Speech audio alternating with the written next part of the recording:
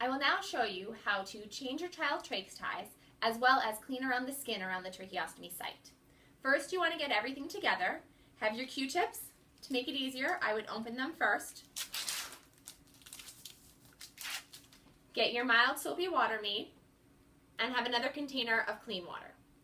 At the same time, I would take your trach ties and I would cut them to the approximate size based on the other trach ties on your child beforehand so you don't have to do so afterwards. To do this by yourself, you always want to make sure you keep one hand on the trach at all times to help secure it in case your child coughs or moves in a funny way and that the trach will remain in place. So with keeping my hand on the trach, I'm going to first release one side of the trach ties and take it out. I will then take a Q-tip and place it in the soapy water and clean underneath the trach, going from in to out so I don't get anything dirty closer to the trach site.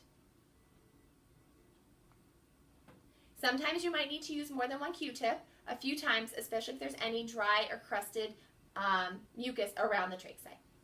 After using that, it's dirty, I throw that away. I take a clean Q-tip and place it in the clean water and wipe away any of the soap from going from in to out that might be left.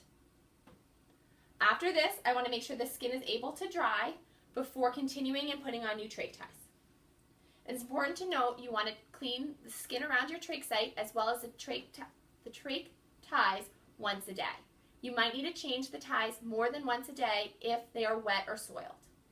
Now that the child's skin is dry, I want to insert it in.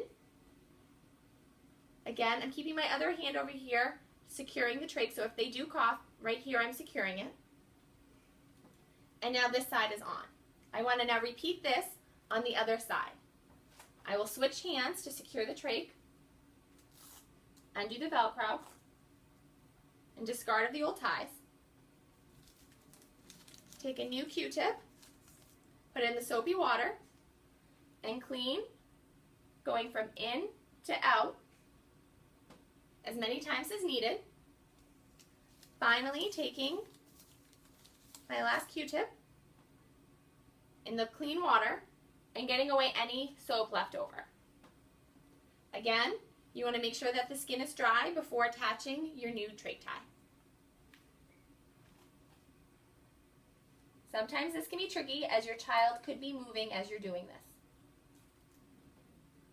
Once they're both secure on the sides of your trach, I want to take the trach ties, again, keeping one hand to hold the trach in place, and attach the two with the Velcro in the back. After that is secure, I can adjust any Velcro needed, and I also want to make sure that I'm able to get my little finger underneath.